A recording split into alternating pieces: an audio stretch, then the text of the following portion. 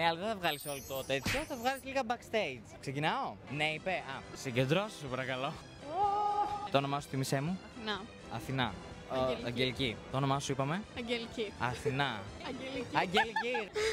Το όνομά σου δεν θυμάμαι. Τέσσος. Πάλι δεν θυμάμαι. Τάσος. Χάρηκα μου, Χρήστος αρχικά. Αυτό είναι το εύκολο ή το δύσκολο? Το δύσκολο. Ωραία. Για τσέπη. 79. Α, ορίστε. Καλή ώρα δηλαδή, κάτι τέτοιο. Με αυτό εκνευρίζομαι. Λες δηλαδή. Περάστε, ανενόχλητη. Τα έχω δοκιμάσει. Ένα μου δοκιμάζουν τα νεύρα σήμερα. Κάτσε να περάσει λίγο η παρέλαση. Like bro, what the fuck. Νι. Τι. Τι. Εδώ μιλάτε και. Λοιπόν. Να το δούμε. Ωραία. Όχι, μια χαρά.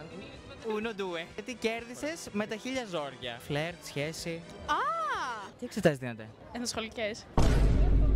Τι μήνα έχουμε, ρε? Πόσο καιρό είσαι 18? Τι λέω, ρε μάλλον. Τέλος πάντων, αυτό δεν θα μπει στο βίντεο. Παιδιά, είναι 11 και 50. Περίμενε. Καλέ, τι ώρα που είμαστε εδώ μέσα στα Άνθη. Την κατάλληλη σωστή την έβαλα. Την κατάλληλη και θα πάρεις και το καλό μας δώρο. Ένα γεύμα και ένα κοκτέιλ για σένα και έναν ακόμα. Εντάξει. Για να έρθετε στο Μία Καφέ Μπιστρό, στον Εύωσμα να το φάτε. Α, ευχαριστώ πάρα πολύ, παιδιά. Αυτό ήταν. Ευχαριστούμε πολύ. Χάρηκα κι εγώ.